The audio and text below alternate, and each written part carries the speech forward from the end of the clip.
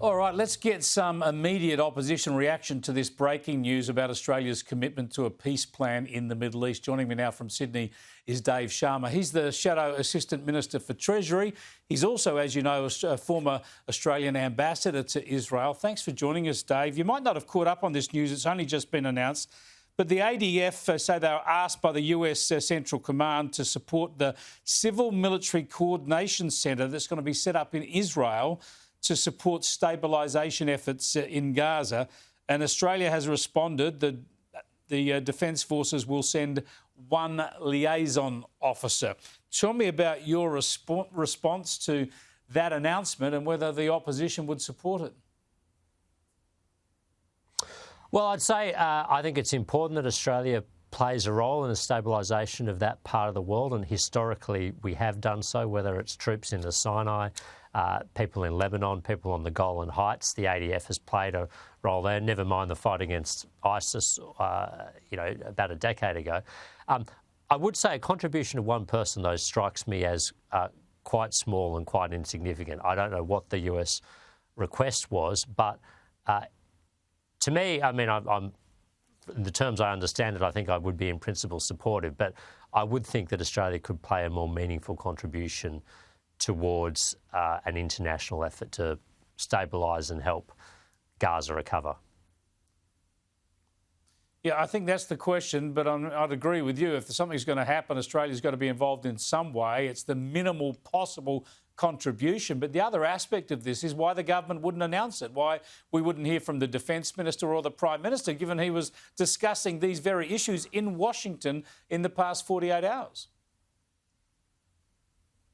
Well, yes, I am surprised because clearly this would have come up in Washington, either in the Prime Minister's meeting with Trump or his meeting and subsequent dinner with Marco Rubio, or I presume he met the Defence Secretary as well, Pete Hegseth. So clearly this would have been discussed, and it would have been announced by the Prime Minister as part of the outcomes of that visit. So it's not clear to me why it's been handled this way. It's a little irregular. It reminds me somewhat of when the Biden administration asked Australia to contribute to the anti-Houthi, anti-piracy task force in the Red Sea.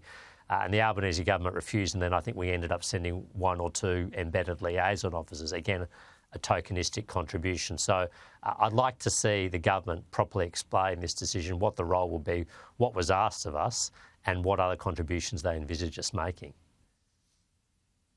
Exactly. Well, one of the men who was in the room with Anthony Albanese at the White House was the Vice President, JD Vance. He's now on his way to the Middle East to try and bed down the concerns there, of course, about the ceasefire holding because of fire coming from both Hamas and Israeli forces against Hamas. Have a look.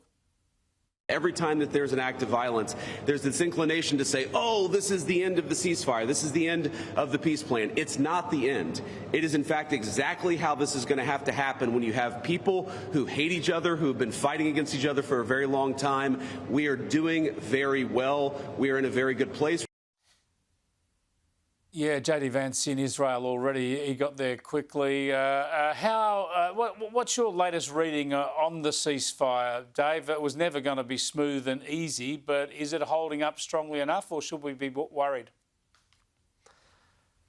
Look, there's certainly no cause to be complacent, but I also don't think there's any cause for alarm. I mean, I think the fact that the US is so heavily invested in this and the fact that JD Vance is going, the Vice President, is a good sign of their ongoing interest in this. That's important. But also the fact that the entirety of the Arab world, including Hamas's patrons and sponsors, Qatar, Turkey, Egypt, and the rest of the Arab world, plus Israel, are behind this, I think means that everyone is invested in their success. So, yes, there will be frictions and breakouts and possibly other exchange of fire incidents like we've seen. But I think the kind of strategic underpinnings of this agreement remain strong. Well, back in Australia, disagreement in the coalition exists, of course, around climate and energy policy. There's going to be a big meeting, a 3-hour roundtable next week. Was it later this week? I'll have to check that with you in a moment. I want to show first up what Susan Lee has had to say about this. She's not going, but here's what she had to say. I'm working with the group of dedicated colleagues that's led by Dan Tehan, who is our Shadow Energy Minister, and there's at least 3 policy meetings coming up in the calendar, all with respect to developing an energy policy that has two fundamentals: that we deliver a stable, reliable grid to provide affordable energy for households and businesses, and that we do play our role in reducing emissions internationally. Yeah, that meeting will be in Canberra Friday week when all the MPs are back in Canberra. And Dave Sharma, lots of talking, lots of words there. Bottom line is, do you sign up to net zero or not? Well, look, I think, firstly, look, the point of the meeting is for everyone to express their view. This is how policy development works. People have views, political perspectives, policy interests, and Dan and Susan and the rest of the shadow cabinet needs to hear those and discuss those. Look, I'm not sure it's so binary as it's being portrayed, though. I think, I would like to see our emissions come down, but I don't want it to be at the expense of higher energy prices or uncompetitive manufacturing, or if the rest of the world isn't doing their part either.